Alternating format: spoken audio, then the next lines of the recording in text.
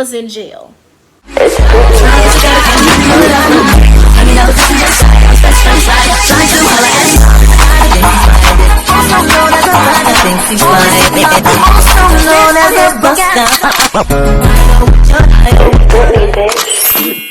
What's up, guys and dolls? Britt here, and welcome back to my channel. And if you are new here, hello babies, and welcome to my beautiful brats family. My name is Brittany, Britt, Brat, Britt, whichever floats your boat. In today's video, as you can tell by the title, is going to be another story time video because today is Sip and Tell Saturday. And today's story time of the day is going to be about the time that she set me up with a jailbird. So yeah, if you're interested in hearing about this crazy story time, grab something to sip on, grab something to munch on, and let's get right into it.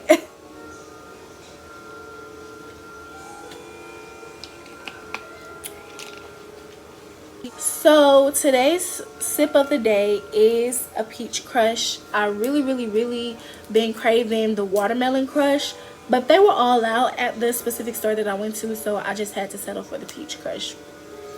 But anyway, that's neither here nor there. So basically, you guys, this happened when I was in 6th grade. So yes, I was in middle school. And around that time, I was still dancing. For those of you who don't know, when I was younger, I took dance classes from ballet to tap to jazz to hip hop, whatever it is, you name it, we did it. But yeah, so around this time I was still dancing or whatever, and one of the girls who I danced with, she was maybe 2 or 3 years older than me, but her mom would sometimes ask my mom to come over to fix her computer, because for those of you who don't know, my mom is a computer technician. So we're going to call this girl,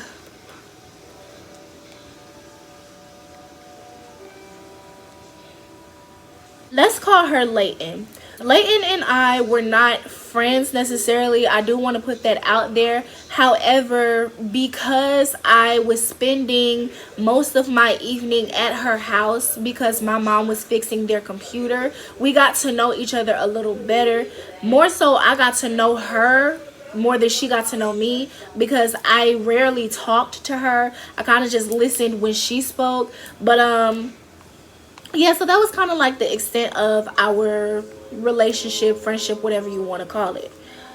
So at one point, I remember there being this big gap in time because my mom suggested that they get a new computer because theirs was just old, outdated, and it was about time, you know, for an upgrade. So until they got a new computer, there was nothing my mom could really do, because every time she tried to fix their old computer, it just jammed up. Like, it would work for a minute, and then like in the next 2 days or the next week, she's calling my mom again, asking her to come and fix it again. For about a month or so, I didn't talk to or see Layton, because around that time she also stopped dancing. So I didn't see her at dance class, and my mom and I were no longer going over there because they didn't have a computer at the time. So like I said, maybe about 2 months go by, I haven't seen or talked to Layton, and then finally her mom calls my mom one random day, and she's like, hey, we got a new computer, when are you free to come over and fix it, and da da da da, or, you know, like, fix it up, not fix it, it wasn't already having problems, y'all, but, you know, like, come over, hook it up and set it up and all that stuff. And, you know, her and my mom, you know, picked the day, picked the time, and my mom and I, we were on the way over there in no time. So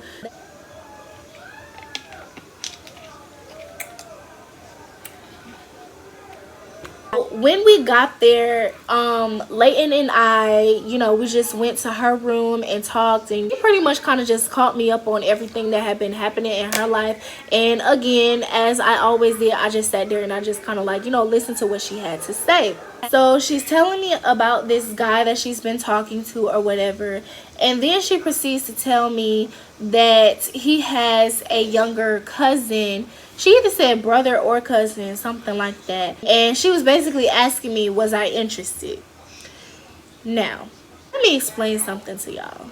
I don't know about y'all, but when I was 11, 12, because I was around the age that I was, because mind you, I was in 6th grade. This girl was in 8th to 9th grade. You feel me?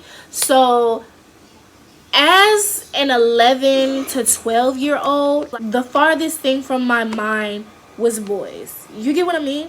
So when she asked me that, I remember my anxiety kind of like welling up in the pits of my stomach, and I kind of got a little scared and a little frightened at the idea of even being in a relationship with anybody, no matter their age. Just like being in a relationship, the idea of being in a relationship at such a young age for me personally was nerve-wracking, because number one, I was awkward as hell. Like, I'm not gonna lie, I was awkward. I was very, I'm not gonna say I was quiet, but I was kind of to myself when it came to guys. I was very quiet, I was very awkward, and I was very to myself, because guys that I tried to befriend thought that I wanted more than that, and because of that, they treated me poorly. In other words, you guys, I could never talk to a boy without him thinking that I had a crush on him, or that I wanted to be with him or something like that. And because of that, like, they were always really, really rude and really, really mean to me. Not all of them, but so many of them, to the point where I was just like, yeah, no. So when it came to guys, I was just always standoffish, because I didn't want any more rejection. I was awkward, I was weird. So when she asked me that, I was just like, I don't know, like, because I didn't know. I was a kid. I was only 11 to 12 years old. Like, mind you, 6th grade is fresh out of elementary school. That's young. Like, you're still a baby. And to be thinking about, trying to be in a relationship with somebody when you're so young, like, for me, it was just nerve-wracking and it was scary. Not to say that anybody who does think like that at such a young age is like a bad person, or you're being too grown. I'm not going to say all that, because that's not my place to say that. And that's not how I personally feel. But for me personally, being in a relationship at such a young age was just scary. You know what I'm saying? Just because of the type of person that I was. She asked me what was I interested? I was like, I don't really know. Like, I've never really talked to guys. This was my first time confiding in her and actually opening up to her about anything, because like I said before, I would just sit and listen to her talk. But now she was actually asking me my opinion, and I kind of in a way had to explain to her, like, why I was so scared, or why I was so standoffish when it came to relationships and male attention and stuff like that. And she understood completely everything like that. She understood. She was really nice about it. But eventually, she convinced me to at least just talk to him over, I forgot what social media it was. It was probably, honestly, around that time, it was probably Facebook, because I did have a Facebook. It's probably Facebook around that time. So like Facebook Messenger or something like that. Excuse me. She told me to, just message him on Facebook and talk to him and scope it out pretty much. Even though in the back of my head, I knew that I wasn't going to go through with this relationship talk thing, I decided to go ahead and message him on Facebook, because maybe we could be friends. I can't be your girlfriend, but I can be your friend. You know what I'm saying? Like, I just wasn't looking for nothing like that at that time. So about a week goes by, and at this point, this guy and we're going to call him Manny. I don't know why. I don't know why. But basically around this time, Manny and I had been talking for like a week. Not that way, but we, had been messaging back and forth for like a week. And he started to kind of like really creep me out. If y'all want to hear about that, because that's a doozy, you let me know in the comment section, and I'll have that for y'all next Saturday if that's what y'all want to hear. But like, Manny just had this aura about him. He said a lot of things that led me to believe that he was just very, trying to find the best way to put it, mentally and emotionally disturbed. He made a lot of sexual comments that were just a little alarming. Hey you guys, sorry. But I just wanted to clarify that when I expressed that what he would say or, what he would send me would make me uncomfortable, he did stop. So it wasn't like I said, hey, this makes me uncomfortable, and he continued to do it. He definitely stopped, and he respected me, and he respected my feelings and things like that. And he also made, you know, just comments in general that were alarming. I can tell, like looking back on it now, I can tell that he was, a little disturbed up there. And I just want to clarify that I am not making fun of or trying to bash people who are mentally and emotionally unstable, because it's not really something you can really control on your own. It's more so a psychological thing and a clinical thing. So I'm not knocking anybody like that. I'm just, giving you guys an idea of what this guy was like. Manny was a cool guy, but like I said, he was unstable, and it was evident in the way that he spoke, the way that he texted, because we did eventually exchange phone numbers and start talking on the phone together. And there were just a lot of things that I picked up on that scared me more than anything, because I was uneducated and I didn't know, what exactly to do about it. You know what I'm saying? It wasn't like I judged him or anything, but remind you guys, I had never seen anything like that, heard anything like that, read anything like the things that he would send me, so I was scared more so than anything. It got to the point where he would start confessing things to me. And one of the things that he confessed to me, he was in jail, like, while he was messaging me.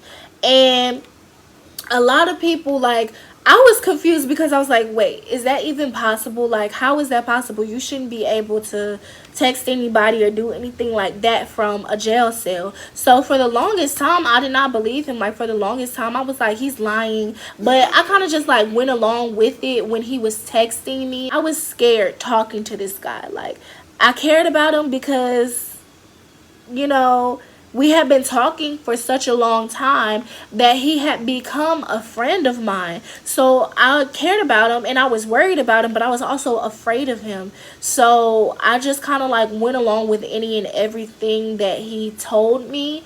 As far as like when he was confessing things or when he was telling me like these stories and stuff like that. But yeah, like for the longest time, I did not believe that he was in jail. Now, when we first started talking, he was not in jail. He wasn't in jail when we first started talking. I don't really know when as far as time frame, but I do know the phone calls, like the personal phone calls, stopped. And around that time was when we were doing mostly just texting back and forth, and that's when he told me that he was in jail. And I thought he was lying, because I was like, you can't have a phone, you can't be on social media when you in jail.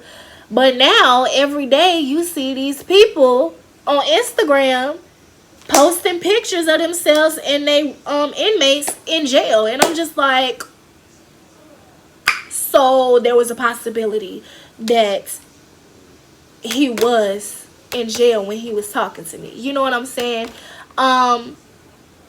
But yeah, when he told me that, I didn't believe him, of course. I never told anybody that he said that. Like, I didn't even tell Leighton that he said that. I didn't ask Leighton about it. I kind of just let it be what it was, because in my head, it was nobody else's business. If they didn't know, then they didn't know. And I just assumed that Leighton didn't know because she didn't warn me or anything. But yeah, so that is the time that she tried to set me up with a jailbird. And I hate to say it like that. Like, jailbird sounds so bad. Like, I don't like that. I think I'm gonna change the title of this story time. Disregard my intro when I introduced the title of this video. But yeah, So that's all I have for this video. I hope you guys enjoyed it, and if you did, please don't forget to give it a thumbs up. And if you would like to join my R.A.T.S fam here on YouTube, all you have to do is comment, like, subscribe, and don't forget to turn on those post notifications so you don't miss a beat. And until the next video, you guys, please be safe, stay bold, stay beautiful, and at the end of the day, when all else fails, just be real about that sugar honey iced tea, baby. And I will see you guys in the next one. Love you. Bye. I'd rather keep it real with ya. I'm a savage, yeah. Classy, bougie, ratchet, yeah. Sassy, moody, nasty, yeah. Hacking, stupid, what's happening?